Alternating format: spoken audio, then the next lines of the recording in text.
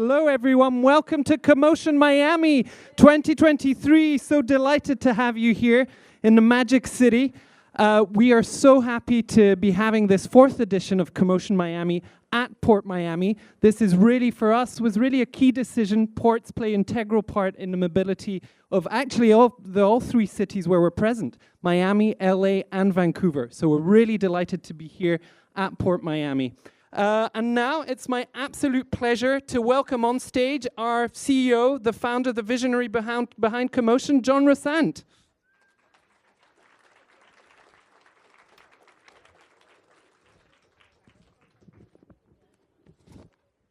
Thank you very much, Tim. Thank you. And good morning, everybody, and welcome to the beautiful Port of Miami. Welcome to the great city of Miami. And welcome to CoMotion Miami 2023. We have a really packed 2 days ahead of us as we together explore the ways that we can leverage all the opportunities afforded by the mobility revolution to make our cities and urban regions better places to live and to work in. To create really a new paradigm for cities in the 21st century. Over the next 2 days, we'll have the opportunity to engage and listen into sessions dealing with urban mobility challenges across the whole landscape, from reinventing and cleaning up port operations to smart grant projects, extraordinary advanced air mobility options, MDS 2.0, very excited about that. Mobility as a service, new payment technologies, gender equity in transportation. It's really wonderful to see the CoMotion community gather together again. And it really is, we are a community. Some of us come from the public sector, some come from the private sector, some are technologists, some are founders, some are policymakers, etc. We come not only from Florida, but from around North America, from the countries to our south in Latin America, from Europe, from the Middle East. But there's one thing that I think unites us, and that is we all want to see our urban regions made cleaner, more sustainable, more equitable, more connected.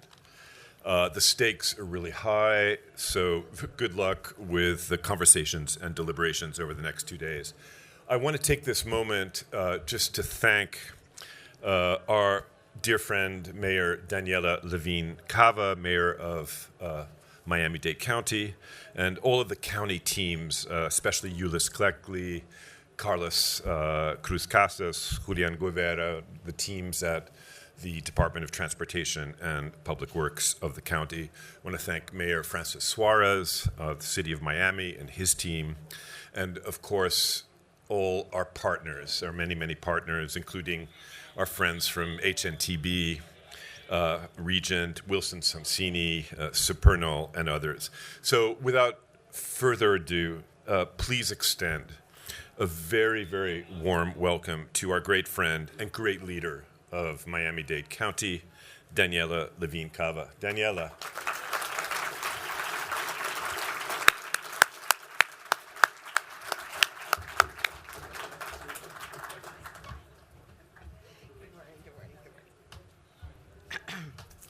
Good morning.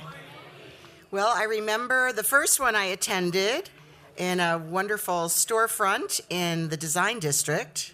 Last year we were in Wynwood, but this looks like an even bigger, better, more enthusiastic crowd. So great to see you all. Thank you. Good morning. CoMotion. And I understand that you really like this new location, Port Miami. Yeah. All right. That's our Port Director, Madam Port Director, Heidi Webb, clapping up front. Yeah. Stand up, Heidi. Yeah. All right. Yeah, because, what is it? Trains, planes, boats, bikes. We've got it all. We've got it all. So we're really excited to welcome you here to the incredible, fabulous port of Miami, where we are doing a booming business. But we're all here because we believe in the power of transit to get people around. And also get around on our feet, right? Those of us who are able, or whatever mode that we personally use, because there's more to getting around town than automobiles. All right, let's just be very clear about that. And our job is to connect people to every great corner of this amazing place. How many of you live here in Miami-Dade County? Or we'll give Broward, okay, shout out. Okay, hands up high. Okay, yeah, we count you in. All right, how many of you wished you lived here? All right, yes, we always get a few. But we are growing and we're grateful for it. As local leaders in government, in transit, founders, entrepreneurs, and mobility professionals, we share a vision. We share an idea that Miami-Dade County can be the most connected place. We're working on it, but we need to do it. We need to do it. World-class communities have world-class transit, and I can assure you that we are working super hard to make that so. We have a great partner in Euless Cleckley, our director of the Department of Transportation and Public Works. So shout out to Euless. He'll be talking with shortly, and our great DTPW team. And if I could get all of the team from our Department of Transportation and Public Works to please stand and be recognized, that would be awesome. Please stand up. All right. Okay. Oh, and P.S., we are hiring, especially bus operators. And I want to give a shout out to Carlos Cruz Casas, who has innovation in his title and in his DNA, and actually was the first person to connect us to CoMotion. So thank you for that. We actually call him Triple C. So don't worry if you can't remember the full name, just Triple C. But all of this is about being future ready. And that is the motto of my administration, that we're making ourselves future ready. A future ready economy, future ready transportation system, future ready environment, future ready, did I say economy? Definitely future ready economy. And we're a very large place. Miami-Dade County stretches from Homestead, the Monroe line, to Aventura, Golden Beach, the Broward line. We've got almost 3 million residents, and we need to have good public transit that will connect everybody across this huge area. We're diverse. We've got urban, suburban, rural, and farmland. We've got it all, and we have to meet everyone where they are to be able to make sure that we're connected. We also have a lot of vulnerabilities, like our coastline. So lots to do, not just on transportation. But we are connected by a vibrant history and culture. We're deeply influenced by our immigrant community, as well as the original native-born indigenous people and the natives who were part of the founding of this place. At this time, we have more than half of our residents that were born overseas. That is very different from most places in this country. I guess we've been recently named the most diverse place in the country, and I embrace it, because it's not just diversity, it's richness, it's dynamism, and that's why we love living here. And we are an unmistakably entrepreneurial place. The Kaufman Foundation ranked us #1 in entrepreneurship, and we believe in that, we support it, and our job is to make sure that it thrives and grows here. So that is a big part of my administration as well. But unfortunately, we have been notoriously car dependent. And there are many doubters. They say, oh no, people will not get out of their cars. People will not give up their cars. But we're growing and we're proving them wrong. The doubters are wrong. We have a housing squeeze. We're building more densely along corridors. People are flocking there, with or without cars. We're having fewer car parking spaces, for example. And this is really the wave of the future for us, to build higher and not to spoil our beautiful open lands in the south and west that protect our water supply, that would only create urban development and more sprawl without infrastructure, so that's another part of my agenda. So transit is definitely what will keep us growing in the right places. Smart growth is what we like to call it. And so with the support of people like you in the room, we'll be able to grow in the right way. We do already have a spine of the Metro Rail system. It's a high-speed commuter rail. It runs on high-traffic route from north to south, and people who live along it and get to use it are very grateful. It's a great amenity. And we also have a free people mover system in the urban core and a great set of metro buses that run throughout the county. And we also have last mile solutions. And those are getting, I think that's the largest growth feature of our transit system is last mile freebies and other circulars. The cities that have brought in, for example, Coral Gables has added more, Cutler Bay has added more service to get people to the major corridors. And so we're working hard. And we also are improving our street and sidewalk safety for pedestrians and cyclists. We are a cycling paradise. It should be a pedestrian paradise, but we know there's a lot of risk out there, all those distracted people driving around. And I'm a bicyclist as well. And some of you know my husband was knocked off, broke an arm, and broke a bike. We're very, very painfully aware of the challenges, and we do have our Vision Zero plan working hard to protect everybody. We're investing in what will fuel the future. We're converting our county fleet to electric. We have the largest fleet on order or already in hand. I think in the country is what I've heard. The largest electric fleet. Yeah? You're going to nod your head there? Yeah? Okay, good. I'll brag about that. Okay. And as I mentioned, we are really proud of these transit-oriented communities that we're developing along our transit corridors. And we have full funding for all of the rapid transit corridors of our People's Transportation Plan. And I saw Javier Betancourt here, our director of the CITT, Citizens Independent Transportation Trust, and helping lead the way to make sure that we can build out these corridors and get more people to use transit. And this is the first time ever, so under my administration, we actually have enough money in the budget to pay the county portion of all of those corridors. So no more dreaming. Now we have to really get to work. We are also fully funding the implementation of the Better Bus Network that was championed by our Transit Alliance. Do we have any Transit Alliance advocates in the room here?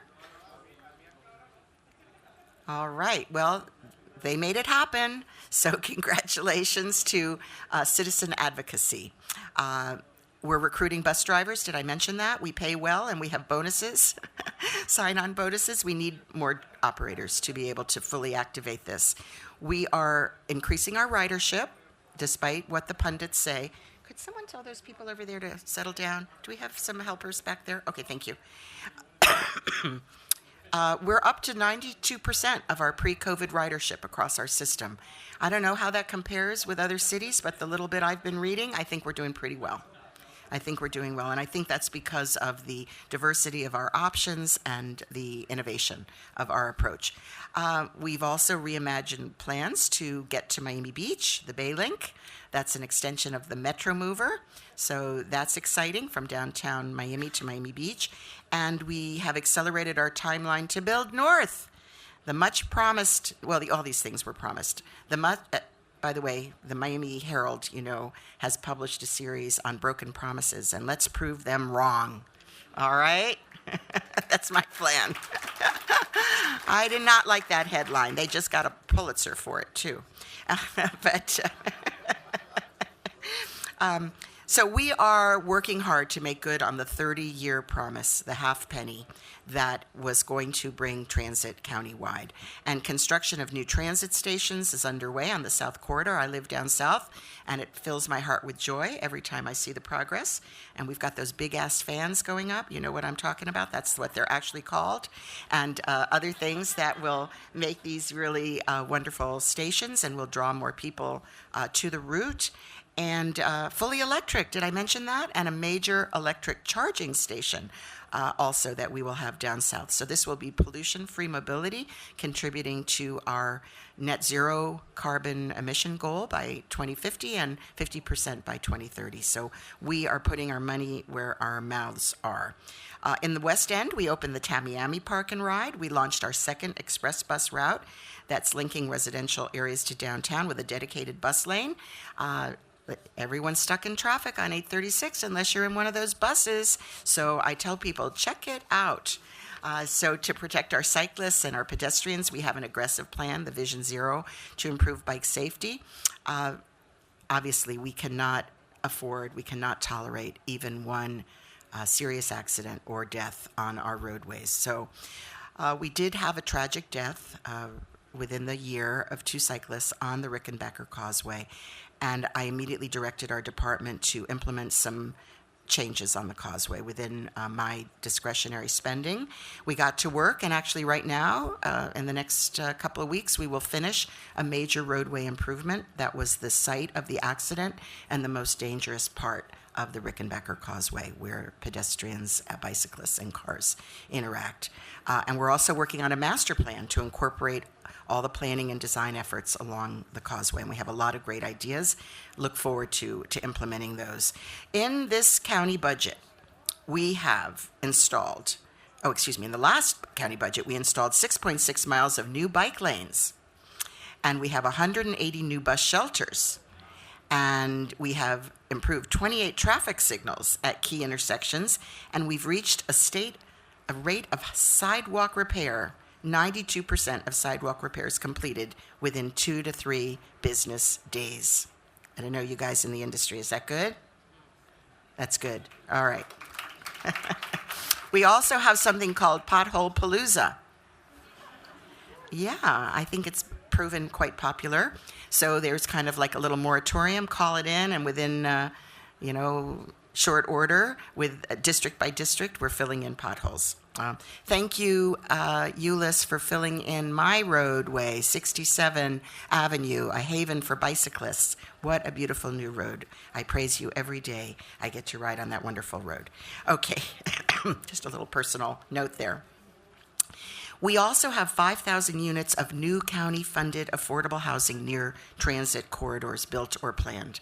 So this, I think, is very telling, very benchmark. I know our department is fully invested, and that is the future of transit, is to live close to transit lines so people don't have to use their cars. So it's partnerships, like all of you in the room, the innovators, the entrepreneurs, the movers and shakers in transit, that is helping us to make sure that we can be safe, green, more efficient, and have a more comprehensive transportation system. We are embracing the innovation. I know you'll be hearing on the next panel from Euless Cleckley, who hails from, he grew up on transportation. I think from kindergarten on, he was studying it, and he knows it, every inch of it. And you'll be hearing from Leanne Buchanan, who is the president, CEO of our newly launched Miami-Dade Innovation Authority, part of our Future Ready strategies. Very excited about that. So we are embracing freedom of movement and connection to opportunity. We're moving forward in record time. We're ushering in a forward-looking transit system that will move us into the future. Thank you very much for your attention, for your attendance, and for your activism to get these things done. And now I'd like to call up Euless Cleckley, our Director of Miami-Dade Department of Transportation and Public Works, to the stage. Euless, thank you.